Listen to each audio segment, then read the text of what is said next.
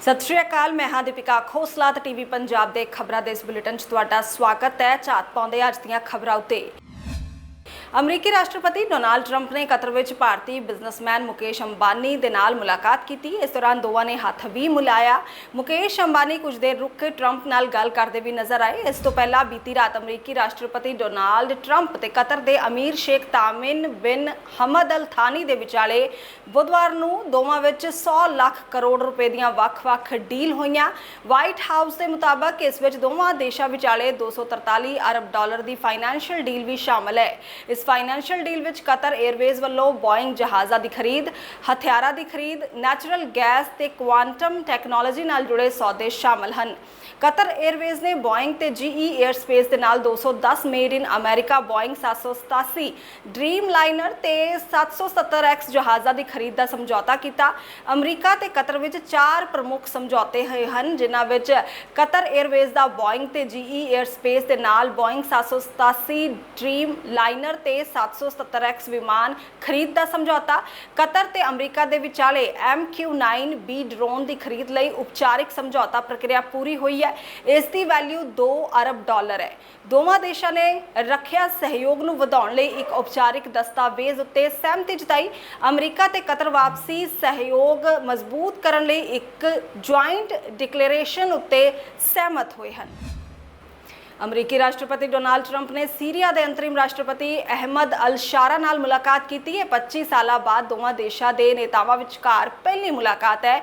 इस तो पहला 2000 विच सीरिया के तत्काली राष्ट्रपति हाफिज अल असद ने जेनेवा विच तत्काली अमरीकी राष्ट्रपति बिल क्लिंटन नाल मुलाकात की सी। ट्रंप ने कहा कि यह मुलाकात सऊदी अरब के क्राउन प्रिंस मोहम्मद बिन सलमान और तुर्की के राष्ट्रपति रेसेप तैयप एर्दोगन द्वारा अल शारा नूं मिलण लई उत्साहित करन तो बाद हुई। ट्रंप ने सीरिया उत्ते सालां तो लगाईयां गईयां पाबंदियां हटाउण दा भी संकेत दिता है। ट्रंप अते अल शारा विचकार हुई 33 मिनट की मुलाकात विच मोहम्मद बिन सलमान भी मौजूद सन।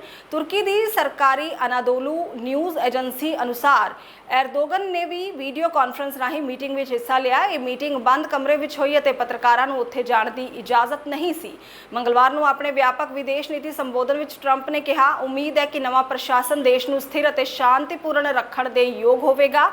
उस संबोधन दौरान उन्होंने कहा सी कि वह 2011 तो सीरिया उत्ते लगाईयां गईयां पाबंदियां नूं हटाउण उत्ते विचार कर रहे हैं।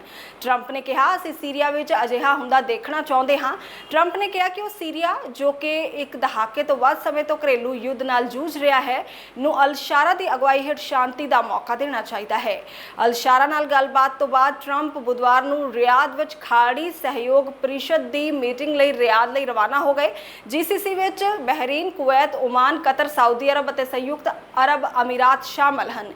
इस तो बाद वो कतर लई रवाना हो जाएंगे। ट्रंप पश्चिमी एशिया के दौरे उत्ते हैं ते सऊदी अरब तो बाद वो कतर जाएंगे।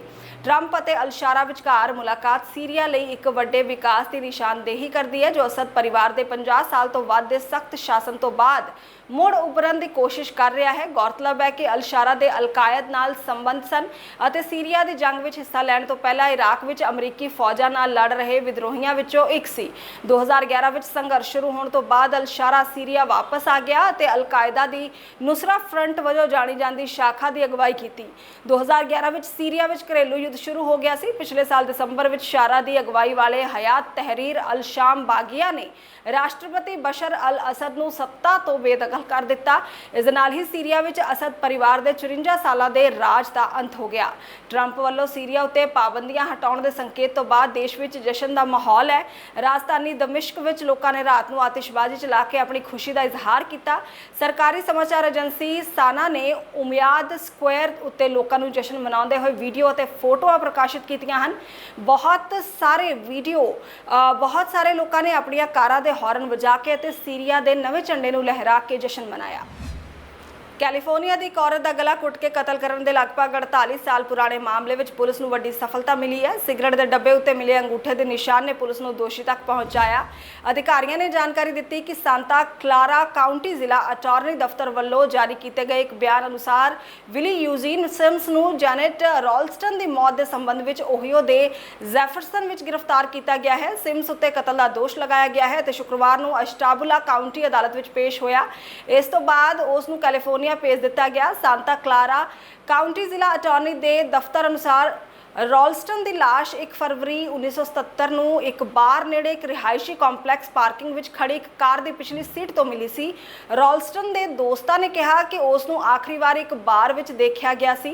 सरकारी वकीलों ने कहा कि रॉल्स्टन ਨੂੰ कमीज नाल गला कुट के मार दिता गया सी ते सबूतां तो पता चलता है कि उस उत्ते जिनसी हमला किया गया सी। ये भी संकेत हैं कि उसकी कार ਨੂੰ ਅੱਗ ਲਗਾਉਣ ਦੀ ਕੋਸ਼ਿਸ਼ ਕੀਤੀ ਗਈ ਸੀ। उसके दोस्तों ने उस समय कहा सी कि उन्होंने पिछली शाम रॉल्स्टन ਨੂੰ एक अनजान आदमी नाल बाहर छड्डदे देखिया सी ते रॉल्स्टन ने उन्होंने कहा सी कि वो 10 मिनटां विच वापस आ जाएगी। पुलिस ने दोस्तां ते होर गवाहां तो पुछगिछ की ते शक्की का स्कैच बनाया, पर जांच ठंडी पै गई। कुछ दिन पहला सरकारी वकीलों ने कहा सी कि जदों कानून लागू करन वाली एजेंसी ने FBI दे उन्नत प्रणालियां राही प्रिंट चलाए तां रॉल्स्टन की कार विच सिगरट के डब्बे उत्ते मिलिया अंगूठे का निशान सिम्स नाल मेल खांदा सी। इस साल के शुरू में जिला अटारनी दफ्तर अते सैन होजे पुलिस के अधिकारी सिम्स तो DNA नमूने इकट्ठे करने लई ओहियो गए सन। सरकारी वकीलों का कहना है कि ये सिम्स का DNA रॉल्स्टन के नौहां ते उसकी गला कुट्टण लई वरती गई कमीज उत्ते मिले DNA नाल मेल खांदा है। इस सबूत के आधार उत्ते पुलिस ने सिम्स नूं कतल के दोष विच गिरफ्तार किया। जम्मू कश्मीर के पहलगाम में होए हमले तो बाद भारत और पाकिस्तान विचकार तनाव इन्ना वध गया कि यह फौजी टकराव विच बदल गया। दोवां देशों विचकार फौजी टकराव 10 मई की शाम को जंगबंदी के ऐलान नाल खत्म हो गया, पर भारत और पाकिस्तान विचकार टकराव दौरान और जंगबंदी उत्ते सहमति बनने तो बाद बहुत सारे सवाल खड़े होए, जिन्हां उत्ते व्यापक तौर पर चर्चा हुई। इस विच सब तो वध चर्चा अमरीकी राष्ट्रपति डोनाल्ड ट्रंप की हुई, क्योंकि वो भारत और पाकिस्तान विचकार समझौते का ऐलान करने वाले पहले व्यक्ति सन। दोवां देशों के परमाणु हथियारों नाल लैस होने बारे भी चर्चा हुई। जम्मू कश्मीर के पहलगाम में होए हमले तो बाद केंद्र सरकार के उस दावे उत्ते सवाल उठाए गए सन, जिस विच सरकार ने कहा सी कि जम्मू कश्मीर में स्थिति आम हो गई है। लोक सभा में विरोधी धिर के आगू और कांग्रेस के संसद मैंबर राहुल गांधी ने भी पहलगाम में होए हमले तो बाद कहा सी कि जम्मू कश्मीर में स्थिति आम होने के खोखले दावे करने की बजाय सरकार नूं हुण जवाबदेही लैनी चाहिए है ते ठोस कदम चुकने चाहिए हैं। सुरक्षा बारे उठाए गए सवाल उत्ते कौमांतरी मामलों के माहर ते इंस्टीट्यूट ऑफ कॉन्फ्लिक्ट मैनेजमेंट के डायरैक्टर अजय साहनी ने कहा कि कश्मीर की अंदरूनी स्थिति पहला तो ही बहुत बेहतर हो चुकी सी, पर तुसी इस एक घटना तो कश्मीर की अंदरूनी सुरक्षा का अंदाजा नहीं लगा सकते। अज लोग भुल गए हैं कि कश्मीर में 16 साल तक एक गंभीर टकरा रहा है। साल 2001 में एक साल में 4011 लोगों ने अपनी जानां गवा दित्तियां सन। पिछले साल 127 लोगों ने अपनी जानां गवाईयां। मई में 50 लोगों ने अपनी जानां गवा दित्तियां। इन्हां विच सुरक्षा कर्मचारी, अतवादी और आम नागरिक शामिल हैं। इसलिए कश्मीर में स्थिति पहला नालों बेहतर है। मुलांकन में गलती यह है कि सरकार कहती है कि उत्थे स्थिति आम वर्गी है, दहशतगर्दी जीरो है। यह सुरक्षा मुलांकन नहीं है। कश्मीर में खतरा अज भी इस पद्धर का है तो लंबे समय तक इस तरह रहेगा। ये उदों तक इस तरह रहेगा जो तक पाकिस्तान अपना पूरा इरादा नहीं छड़ दिंदा कि उसका कश्मीर नाल कोई लेना देना नहीं है। अजय साहनी कहते हैं कि पाकिस्तान लिए एक लंबे समय की रणनीति होनी चाहिए है। उन्होंने कहा कि शिमला समझौते तो बाद असी कहा सी कि जो भी विवाद होगा वो दुवल्ले ढंग नाल हल किया जाएगा। दरअसल सच्चाई ये है कि अमरीका इस टकराव में शामिल हो गया है तो लंबे समय तो अजिहा करने की कोशिश कर रहा है। ये सब महज कहने वाली गल्लां नहीं हैं। किसी भी ओवर रिस्पॉन्स यानी खुलेआम जवाब की कोई लोड़ नहीं है। उन्होंने नुकसान पहुँचाने के 100 तरीके हैं। जो कोवर्ट रिस्पॉन्स यानी असिधे जवाब की गल आती है तो इस एक दूजे नाल मुकाबला शामिल नहीं होंदा। इस बहुत सारिया चीज़ां शामिल हैं जिन्हां राही तुसी पाकिस्तान को नुकसान पहुँचा सकते हो। इस कई तरह दी कार्रवाइयां हैं। इस आर्थिक, साइबर, इन्फॉर्मेशन वॉर वर्गिया चीज़ां शामिल हैं। पाकिस्तान लिए एक लंबे समय की रणनीति होनी चाहिए है।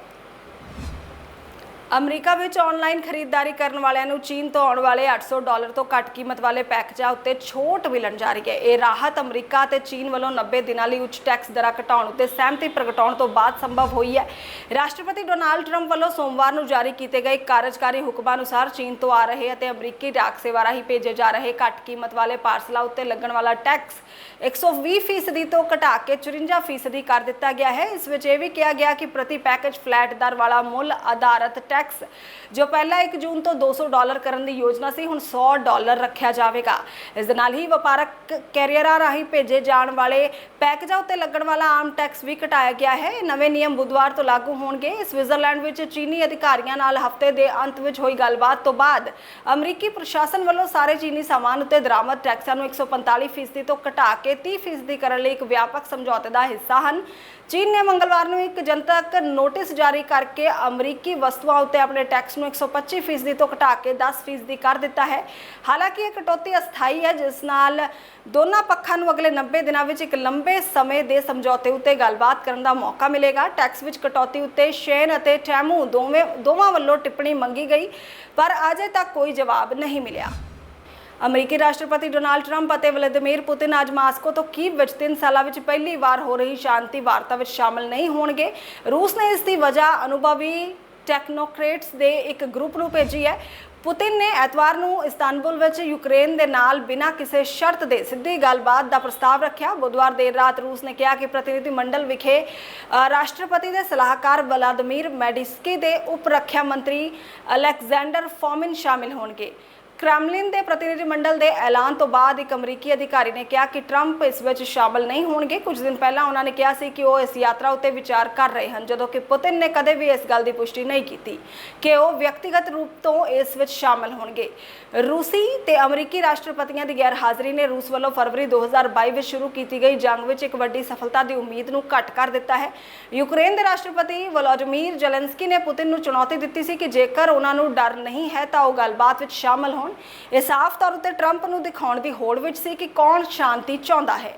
ਟਰੰਪ ਚਾਹੁੰਦੇ ਹਨ ਕਿ ਦੋਵੇਂ ਪੱਖ ਦੂਜੇ ਵਿਸ਼ਵ ਯੁੱਧ ਤੋਂ ਬਾਅਦ ਯੂਰਪ ਦੇ ਸਭ ਤੋਂ ਵੱਡੀ ਜੰਗ ਨੂੰ ਰੋਕਣ ਲਈ 30 ਦਿਨ ਦੇ ਯੁੱਧ ਵਿਰਾਮ ਉੱਤੇ ਦਸਤਖਤ ਕਰਨ। ਉੱਥੇ ਹੀ ਇੱਕ ਰੂਸੀ ਸੰਸਦ ਨੇ ਕਿਹਾ ਕਿ ਜੰਗ ਦੇ ਕੈਦੀਆਂ ਦੇ ਵੱਡੇ ਆਦਾਨ ਪ੍ਰਦਾਨ ਦੇ ਬਾਰੇ ਵੀ ਚਰਚਾ ਹੋ ਸਕਦੀ ਹੈ। ਜ਼ੈਲੈਂਸਕੀ ਤਤਕਾਲ 30 ਦਿਨਾਂ ਦੇ ਯੁੱਧ ਵਿਰਾਮ ਦਾ ਸਮਰਥਨ ਕਰਦੇ ਹਨ, ਪਰ ਪੁਤਿਨ ਨੇ ਕਿਹਾ ਹੈ ਕਿ ਉਹ ਪਹਿਲਾਂ ਗੱਲਬਾਤ ਸ਼ੁਰੂ ਕਰਨਾ ਚਾਹੁੰਦੇ ਹਨ ਜਿਸ ਵਿੱਚ ਇਸ ਤਰ੍ਹਾਂ ਦੇ ਯੁੱਧ ਵਿਰਾਮ ਉੱਤੇ ਚਰਚਾ ਕੀਤੀ ਜਾ ਸਕੇ। ਟਰੰਪ ਨੇ ਕਿਹਾ ਕਿ ਜੇਕਰ ਉਹਨਾਂ ਨੂੰ ਲੱਗਦਾ ਹੈ ਕਿ ਮਾਸਕੋ ਸ਼ਾਂਤੀ ਪ੍ਰਕਿਰਿਆ ਵਿੱਚ ਰੁਕਾਵਟ ਪੈਦਾ ਕਰੇਗਾ ਤਾਂ ਉਹ ਉਸ ਦੇ ਖਿਲਾਫ ਸੈਕੰਡਰੀ ਪ੍ਰਤੀਬੰਧ ਲਗਾਉਣ ਉੱਤੇ ਵਿਚਾਰ ਕਰ ਰਹੇ ਹਨ। ਅਮਰੀਕੀ ਅਧਿਕਾਰੀਆਂ ਨੇ ਸੰਭਾਵਿਤ ਵਿੱਤੀ ਪ੍ਰਤੀਬੰਧਾਂ ਦੇ ਨਾਲ ਰੂਸੀ ਤੇਲ ਦੇ ਖਰੀਦਦਾਰਾਂ ਉੱਤੇ ਸੰਭਾਵਿਤ ਸੈਕੰਡਰੀ ਪ੍ਰਤੀਬੰਧਾਂ ਦੇ ਬਾਰੇ ਵੀ ਗੱਲ ਕੀਤੀ ਹੈ। ਇਹ ਸਨ ਹੁਣ ਤੱਕ ਦੀਆਂ ਮੁੱਖ ਖਬਰਾਂ। ਇਸੇ ਦੇ ਨਾਲ ਦਿਓ ਇਜਾਜ਼ਤ ਤੇ ਦੇਸ਼ ਵਿਦੇਸ਼ ਦੀ ਤਾਜ਼ਾ ਜਾਣਕਾਰੀ ਦੇ ਲਈ ਦੇਖਦੇ ਰਹੋ ਟੀਵੀ ਪੰਜਾਬ।